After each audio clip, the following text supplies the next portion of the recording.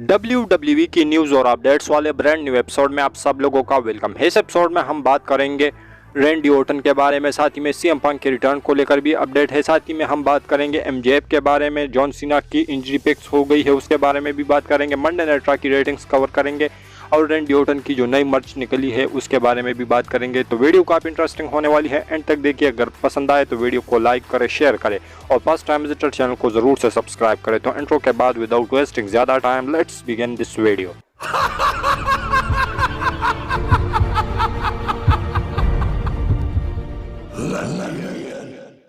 तो सबसे पहले कवर करेंगे मंडे नाइट रॉ की रेटिंग्स। तो पिछले हफ्ते की जो रेटिंग्स थी वो मैंने आप लोगों को बताई थी, लेकिन अगर आप लोगों को याद नहीं है तो फिर बता देता हूँ।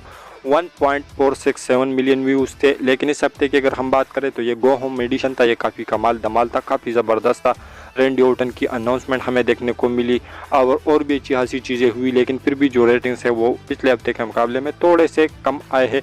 और जो रेटिंग्स आई है मंडे नाइट रॉ की वो है 1.459 मिलियन व्यूज़, लेकिन इसकी जो कंपटीशन में मंडे नाइट फुटबॉल चल रहा था तो उसकी जो व्यूअरशिप है वो 28 मिलियंस आई है। तो इससे आप लोग अंदाज़ा लगा सकते हो कि ये फिर भी काफ़ी ठीक ठाक नंबर्स आए हैं मंडे नाइट रॉ के इस वीक के। तो आप लोग इसके बारे में क्या कहोगे? इसके साथ हम बात करते हैं अपनी नेक्स्ट अपडेट के बारे में, जो कि जुड़ा हुआ है एमजेएफ से। तो एमजेएफ के बारे में मैंने आप लोगों को मुख्तलिफ वीडियोज़ में बताया था कि उसका जो कॉन्ट्रैक्ट है वो साल 2024 के अंदर एंड हो सकता है वो स्टार्टिंग में, और उसके बाद वो रॉयल रंबल के अंदर रिटर्न कर सकते हैं, यहाँ पर कर सकते हैं, वहाँ पर कर सकते हैं। लेकिन अब जो एमजेएफ है वो एडब्ल्यू के साथ काम कर रहे हैं इस समय, और पता भी नहीं है, और ऐसे स्पेकुलेशन निकल के सामने आ रही है कि जो एमजेएफ है उन्होंने चुपके से एडब्ल्यू के साथ नया जो डील है वो साइन कर लिया है, और उसका जो बेबी फेस टर्न है वो भी आप लोग इस समय एडब्ल्यू के अंदर देख रहे होंगे, क्योंकि जो एमजेएफ है और इस पर जो पेंस है वो काफ़ी भड़क उठे हैं एडब्ल्यू के। जो एमजेएफ है वो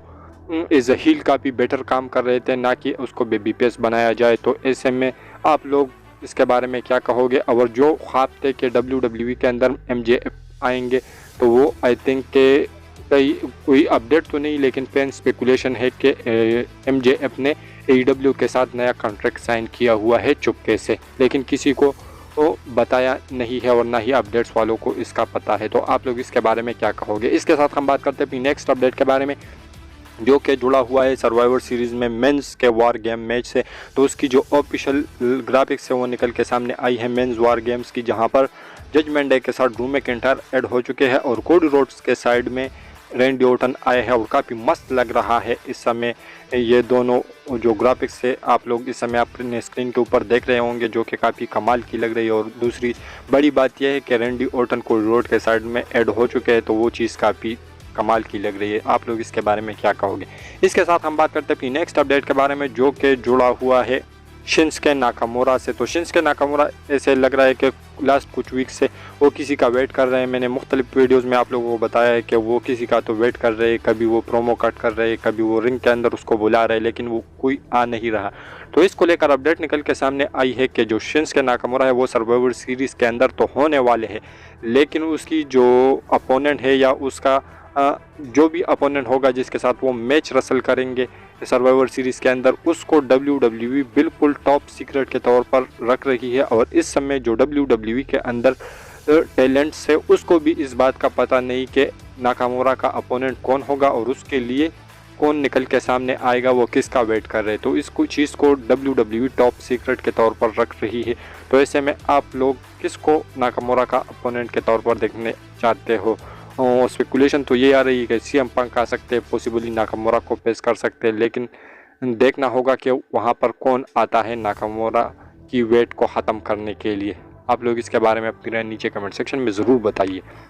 इसके साथ हम बात करते हैं अपनी नेक्स्ट अपडेट के बारे में, जो कि जुड़ा हुआ है वाइपर रैंडी ऑर्टन से। तो रैंडी ऑर्टन के बारे में अपडेट तो नहीं है, लेकिन उसकी जो नई मर्चेंडाइज है, जैसे ही उसकी अनाउंसमेंट हुई उसका नेम कोडी रोड ने ड्रॉप किया कि एपेक्स प्रेडेटर हमारे साइड में होने वाले हैं। तो उसके बाद WWE ने रैंडी ऑर्टन के लिए एक नई मर्चेंडाइज भी निकाली है, जो कि आप लोग इस समय अपनी स्क्रीन के ऊपर देख रहे होंगे, जिसके ऊपर RKO लिखा हुआ है, साथ ही में स्ट्राइक फर्स्ट लिखा हुआ है और नीचे एक स्नेक बनाया गया है।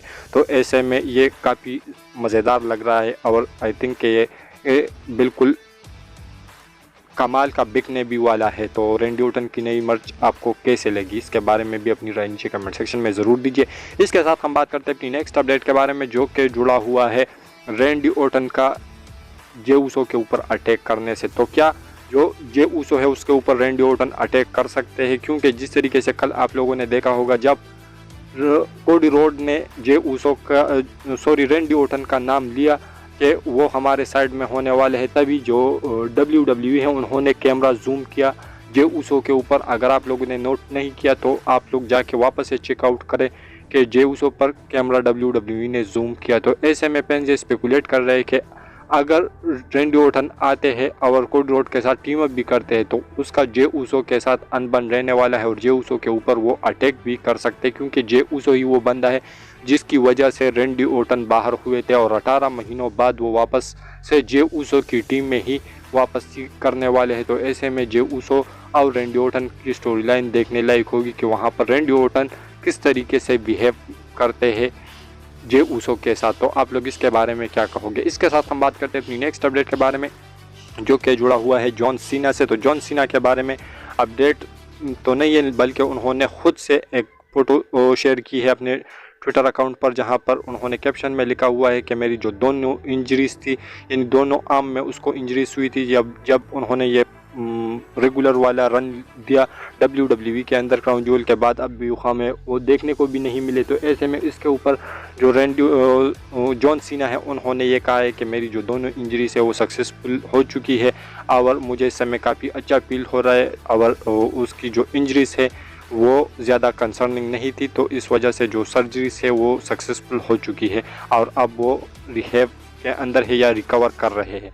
तो ऐसे में जॉन सीना अगर इस छोटे से रन में उन्होंने इतना ब्रूटल मैच भी नहीं दिया है, लेकिन फिर भी जॉन सीना की जो दोनों आर्म्स है वो इंजर्ड हुए हैं। तो ऐसे में फिर रॉक के लिए तो फैंस सही कहते हैं कि वो हॉलीवुड की वजह से ही WWE के अंदर नहीं आ रहा है, क्योंकि वो इंजरी से डरता है। क्योंकि अगर जॉन सीना की केस में हम देखें तो उन्होंने इतना ज़्यादा ब्रूटल मैचेस में भी रसल नहीं किया इस रन में, और उसके बावजूद भी उसको इंजरीज हुई है, एक भी नहीं दो इंजरीज। तो ऐसे में रॉक ये रिस्क नहीं लेने वाले। जब भी उसका मन करेगा, जब बिल्कुल उसका शेड्यूल फ्री होगा, तो उस समय वो WWE के अंदर आएंगे। तो आप लोग इसके बारे में क्या कहोगे? इसके साथ हम बात करते हैं अपनी नेक्स्ट अपडेट के बारे में, जो कि जुड़ा हुआ है गुंथर वर्सेस सेथ रॉलिंस के मैच से।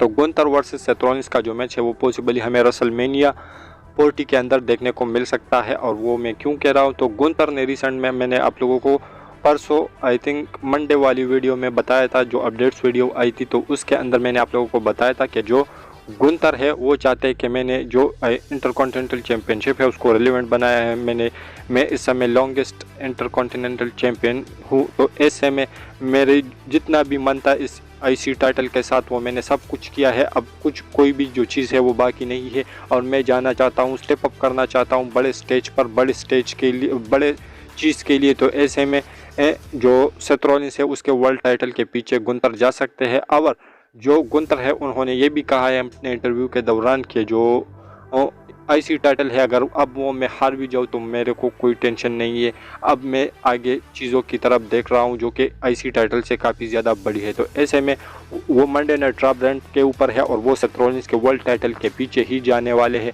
तो ऐसे में ये जो मैच है ये हमें रेसलमेनिया 40 के अंदर डेफिनेटली देखने को मिलेगा। और ऐसा भी हो सकता है कि मिस हरा दे गुंथर को सर्वाइवर सीरीज़ के अंदर उसकी IC टाइटल के लिए और वो बने नया इंटरकॉन्टिनेंटल चैम्पियन, क्योंकि इतने समय से जो मिस है उसके पास भी टाइटल वगैरह नहीं है। तो मिस भी हरा सकते हैं, पॉसिबिलिटी है कि यहाँ पर मिस हरा सकते हैं, क्योंकि गुंथर ने अपने खुद मुंह से भी कहा है कि मैं अगर हार जाऊँ तो मुझे कोई भी नाराज़गी नहीं होगी और ना ही मुझे कोई टेंशन है, ना ही कोई दुख है, क्योंकि मैं आगे बड़ी चीज़ों की तरफ लीड करने वाला हूँ। तो आप लोग गुंथर वर्सेस सेथ रॉलिंस का मैच देखना चाहते हो रेसलमेनिया 40 के अंदर, इसके बारे में अपनी राय नीचे कमेंट सेक्शन में ज़रूर दीजिए। इसके साथ हम बात करते हैं आज की फाइनल अपडेट के बारे में, जो कि जुड़ा हुआ है CM पंक का वार गेम्स के अंदर ऐड होने से। तो क्या CM पंक वार गेम्स मैच के अंदर ऐड हो सकते हैं? तो इसके ऊपर जो फैंस है उसकी तरफ से स्पेकुलेशन आ रही है इस समय। अगर आप लोग ट्विटर के ऊपर एक्टिव हो तो वहाँ पर आप लोगों को ये सारी थ्योरीज वगैरह मिल जाएगी। एक पेन है उन्होंने ये थ्योरी एक आइडिया पिच किया हुआ है, जिसमें उन्होंने बताया है कि रैंडी ऑर्टन और जो ड्रू मैकिंटायर को लेकर अपडेट आई है कि इसकी फ्यूड हो सकती है वॉर गेम्स या सर्वाइवर सीरीज़ के बाद इन दोनों की फ्यूड WWE दिखा सकती है। तो ऐसे में जो ड्रू मैकिंटायर है वो मैच स्टार्ट होने से पहले रैंडी ऑर्टन के ऊपर अटैक करे। क्यों करे? क्योंकि जो रैंडी ऑर्टन है वो अभी इंजरी से जो है वो रिकवर कर चुके हैं और सर्वाइवर सीरीज़ के अंदर वो वॉर गेम्स मैच के अंदर स्टेप अप करेंगे अगेंस्ट ड्रू मैकिंटायर और जजमेंट डे। तो ऐसे में अगर ये जो इंजरी है वो ज़्यादा सीरियस थी और थी भी सही में सीरियस ज़्यादा थी, तो इस वजह से जो WWE है वो थोड़ा सेफ खेलने की कोशिश करे, तो फिर ड्रू मैकिंटायर उसके ऊपर अटैक करेंगे बैक स्टेज के ऊपर। जो रैंडी ऑर्टन है वो कोडी रोड के साइड से हट जाएंगे क्योंकि उसके ऊपर पहले से ही ड्रू मैकिंटायर ने अटैक किया होगा। तो रैंडी ऑर्टन नहीं कम्पीट कर सकते, ऐसा WWE दिखाएगी इस आइडिया के अकॉर्डिंग। और उसके बाद जो कोडी रोड की टीम है उसके अंदर CM पंक का रिटर्न हो जाए, क्योंकि ऐसी भी स्पेकुलेशन आ रही है कि जो कोडी रोड है उन्होंने अपने मुंह से रैंडी ऑर्टन का नाम नहीं लिया है, बल्कि उन्होंने ये कहा है कि एपेक्स प्रेडेटर हमारे साइड में होने वाला है।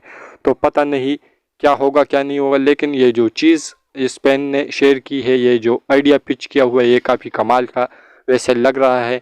तो रैंडी ऑर्टन का भी सेफ हो जाएगा और साथ ही में CM पंक का भी रिटर्न हो जाएगा, जो कि एक कमाल के मैच में हो जाएगा, जहां पर वो अपने पुराने दोस्तों के साथ मिल जाएंगे, यानी कोडी रोड के साथ मिल जाएंगे। तो यही कुछ इस समय इंटरनेट के ऊपर चल रही है स्पेकुलेशन। मैं आप लोगों को एक बार फिर से बताता हूं कि ये कोई अपडेट वगैरह नहीं है, जस्ट पेन स्पेकुलेशन है। तो आप लोग इसके बारे में क्या कहोगे? अपनी राय नीचे कमेंट सेक्शन में ज़रूर दीजिए। और हमारी ये जो आज की वीडियो थी वो यहीं तक की थी। अगर पसंद आए तो वीडियो को लाइक करें, शेयर करें और फर्स्ट टाइम विजिटर चैनल को ज़रूर से सब्सक्राइब करें, क्योंकि आप लोगों को हमेशा ऐसी इंटरेस्टिंग और लेटेस्ट वीडियोस देखने को मिलती रहती है। तो मिलता हूँ आपसे बहुत ही ज़्यादा जल्दी किसी इंटरेस्टिंग वीडियो के साथ। तो until that time stay healthy and keep watching Russell catcher.